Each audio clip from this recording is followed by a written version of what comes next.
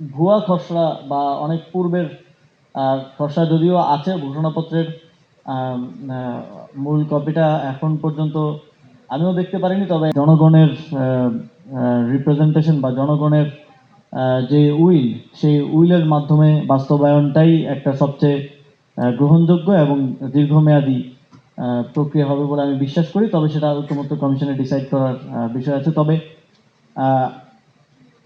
জনগণকে রিপ্রেজেন্ট করে ফর্মালি রাজনৈতিক দল, ঐক্যমত্য কমিশন যখন আলোচনা করছে তার ফর্মাল বডির সাথে বসা ছাড়া আর কোনো মডালিটি আসলে ছিল কিনা সেই বিষয়টি আমি জানি না।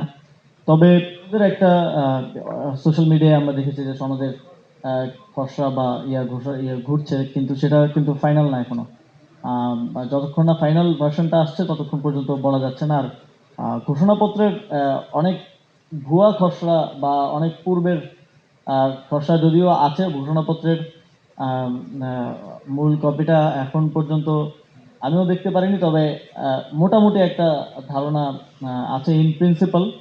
আপনারা জানেন যেহেতু এই সময়ে ঘোষণাপত্র দেয়া হচ্ছে, সেক্ষেত্রে প্রথম দিক থেকে একটা ছিল যে বিশেষ করে বড় রাজনৈতিক দলগুলোর সাথে একটা বোঝাপড়ার মাধ্যমে, ইন প্রিন্সিপাল একটা বোঝাপড়ার মাধ্যমে ঘোষণাপত্রটা দেয়া। এবং ঘোষণাপত্রের বিষয়ে এতটুকুই আমি আপনাদেরকে নিশ্চিত করতে পারি যে এই ঘোষণাপত্র জুলাই গণ অভ্যুত্থানের জনগণের যে আকাঙ্ক্ষা ছিল, জনগণের যে উইল ছিল এবং যে ঐতিহাসিক প্রেক্ষাপটে এই জুলাই গণ অভ্যুত্থান সংগঠিত করতে হয়েছে, সেই ঐতিহাসিক প্রেক্ষাপটকে জাস্টিফাই করে। এবং এই ঘোষণাপত্র শুধু একটা পলিটিক্যাল ডকুমেন্ট না, এটার যথাযথ সাংবিধানিক স্বীকৃতি দেওয়া হবে। ধন্যবাদ আসিফ মোহাম্মদ সজীব ভুঁইয়াকে।